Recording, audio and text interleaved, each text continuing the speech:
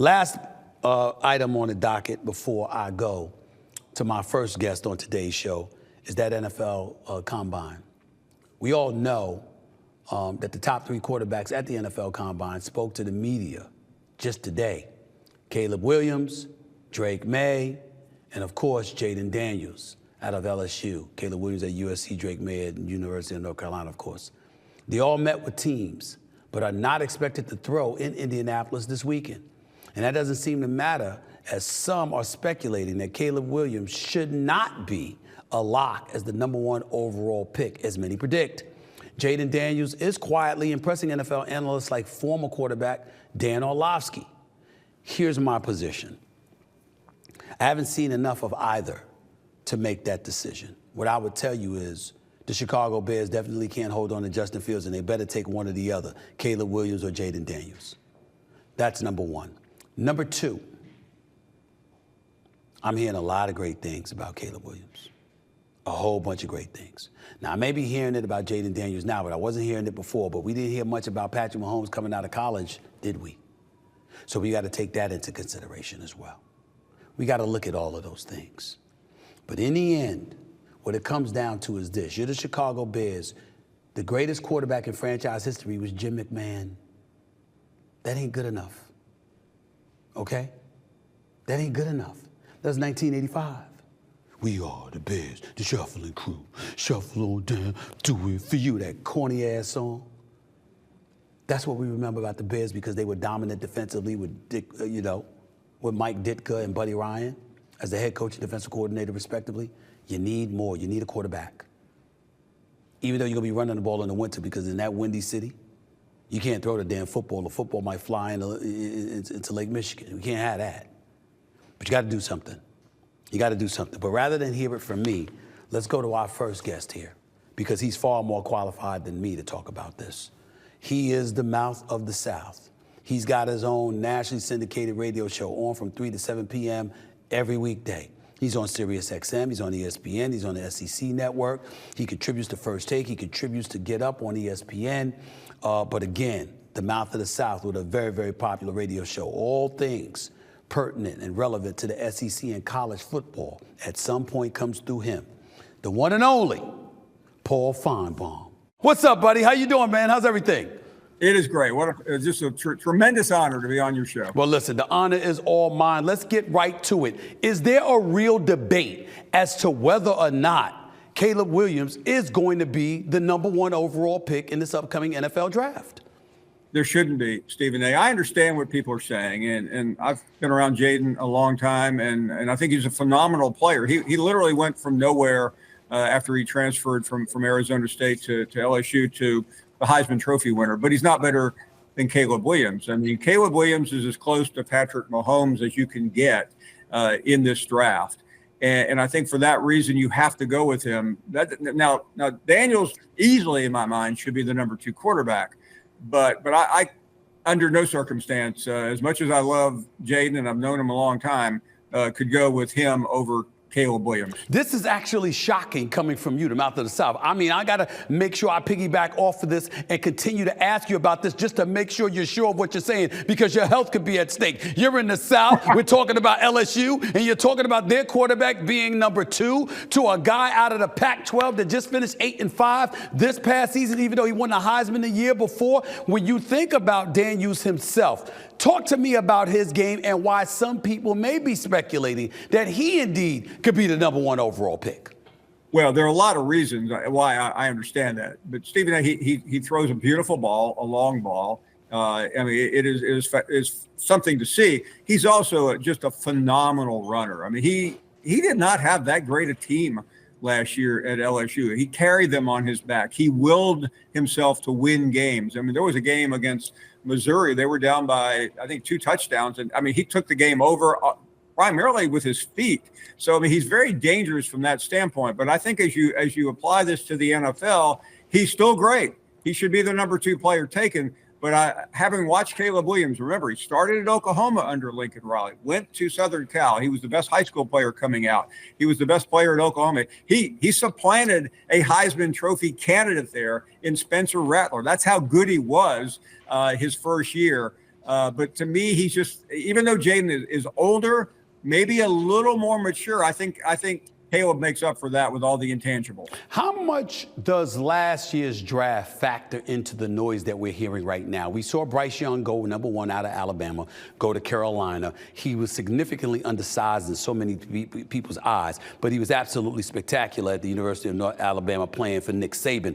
The flip side to it is that C.J. Stroud was at Ohio State, which is no slouch, and he looked absolutely spectacular in his own route, particularly in that playoff game against Georgia. Nevertheless, people said he should have been #1. He went #2, and we saw the discrepancy in play this past season as rookies on the National Football League level. How much, if at all, is that factoring into the debate that's taking place now about Williams and Daniels and what may happen in this upcoming draft? Oh, I'm sure it's going to be a debate on shows like yours because you got people that have distinct opinions. But Stephen, I think last year was really close. I obviously was a little partial to Bryce Young, having been around him a lot at Alabama, but you could have taken C.J. Stroud. I think that was a coin flip, and I hate to use phrases like that, as you know. This to me is not, and I think in fairness to Bryce Young, he had just a complete bum as a coach. He had no apparatus around him. Where C.J. Stroud had an outstanding coaching staff. He had a few more compliments.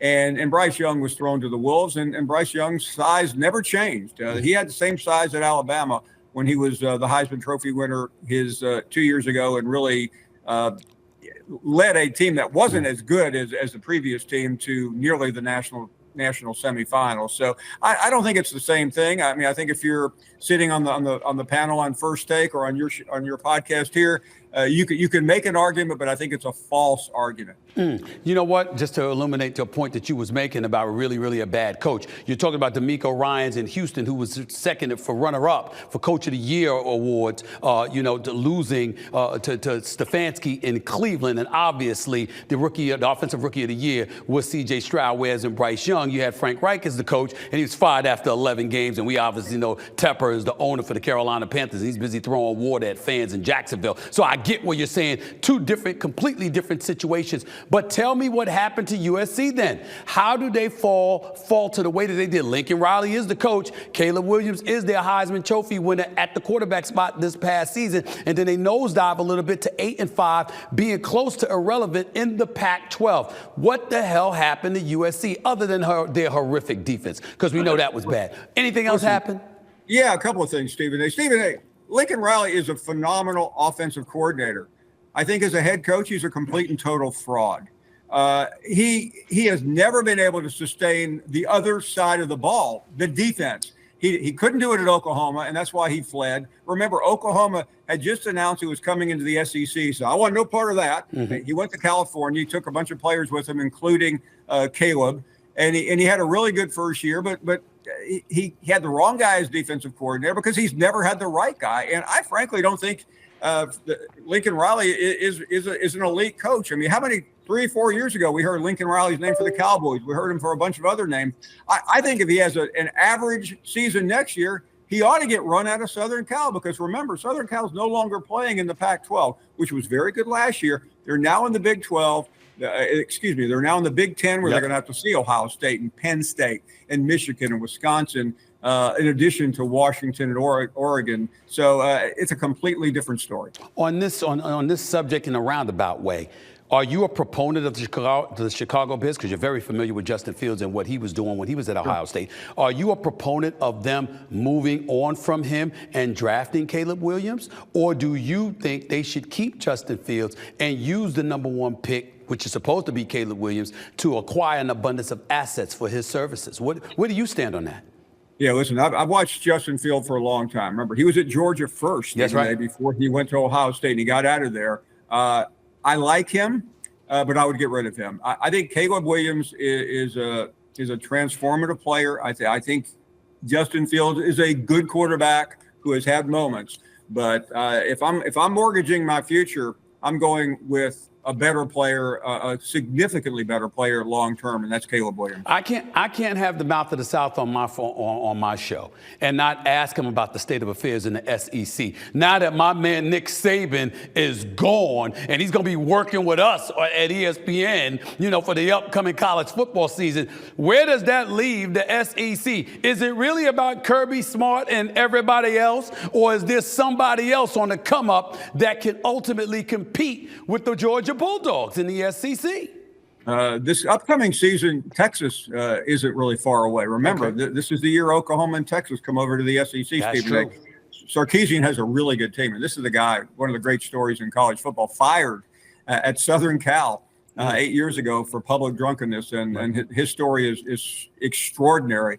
I think Lane Kiffin's a name to keep your eye on in the upcoming season. Really? He's got maybe the third best team in the SEC behind Georgia and Texas, and after that, you have Missouri, which was a surprise last year. Remember, they just pummeled Ohio State in the Cotton Bowl. I think Alabama right now, Stephen A.